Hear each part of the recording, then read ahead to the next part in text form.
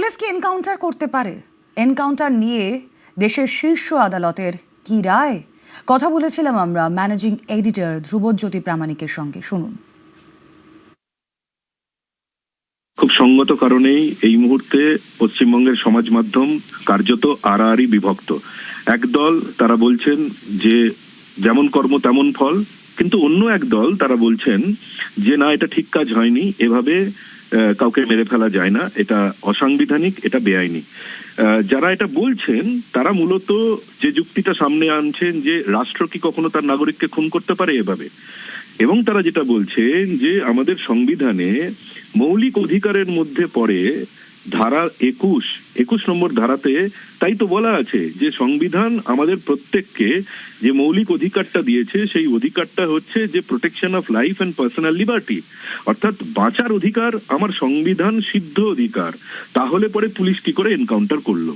দেখো, এই বিতর্ক আজকের নয়, বহু দিনের পুরনো, বহু যুগের পুরনো বিতর্ক। বহু এনকাউন্টার হয়েছে আমাদের দেশে, বহু ক্ষেত্রে মামলা হাইকোর্ট সুপ্রিম কোর্ট পর্যন্ত পৌঁছেছে, কিন্তু সুপ্রিম কোর্টের একটি বিশেষ রায় ২০১৪ সালের ২৩শে সেপ্টেম্বর সেইটাকেই আপাতত এনকাউন্টারের ক্ষেত্রে একদম শিরোধার্য বলে আমাদের দেশে মনে করা হয়। কি সেটা এবং কেন?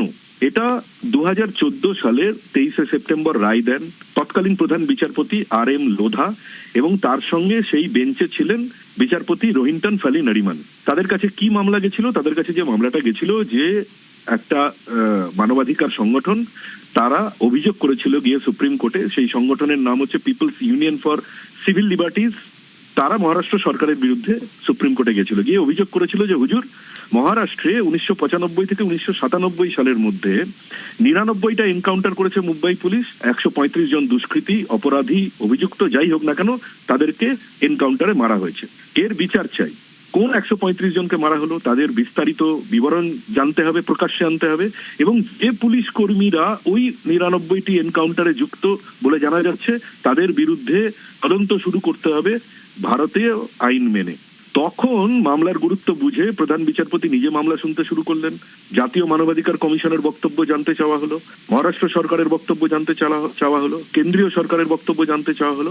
সমস্ত পক্ষের বক্তব্য শোনার পরে আদালত ১৬ দফা নির্দেশিকা জারি করলেন। কিন্তু সেই যে নির্দেশিকা তারা জারি করলেন, সেই নির্দেশিকা জারি করতে গিয়ে তারা ঠিক ২ বছর আগে অন্য একটি মামলার একটি রায়ের একটি অনুচ্ছেদের প্রসঙ্গ উল্লেখ করলেন। সেটাই কিন্তু আজকে রেলেভেন্ট, প্রাসঙ্গিক।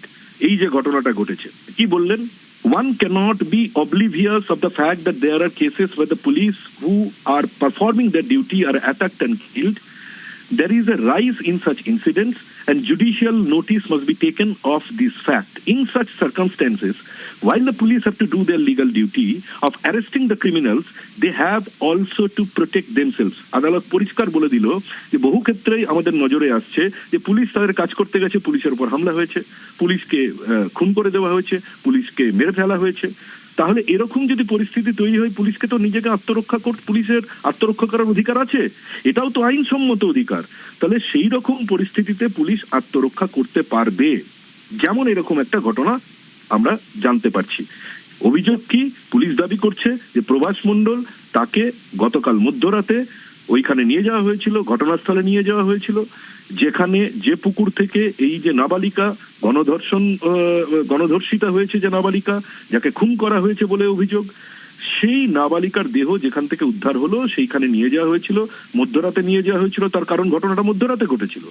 সেই কারণে পুনর্নির্মাণ যখন কোনো একটা অপরাধের করতে হয়, তাহলে পরে যখন ঘটনা ঘটেছিল, যে পরিস্থিতিতে ঘটেছিল, যে সময়ে ঘটেছিল, পুরোটাকে নির্মাণ করতে হয় আরো একবার, তাই পুনর্নির্মাণ। তাকে নিয়ে যাওয়া হয়েছিল অন্যতম অভিযুক্ত প্রভাস মণ্ডলকে, এবং পুলিশের দাবি যে প্রভাস মণ্ডল ওখানে পৌঁছানোর পরই এক পুলিশ কর্মীর রিভলভার ছিনিয়ে নেয়, এক রাউন্ড গুলি চালিয়ে দেয় পুলিশকে লক্ষ্য করে। পুলিশ বাধ্য হয়ে আত্মরক্ষার্থে তখন পাল্টা গুলি চালাতে বাধ্য হয়, এবং ২টি গুলি প্রভাস মণ্ডলের গায়ে লাগে এবং তাতে তার মৃত্যু হয়।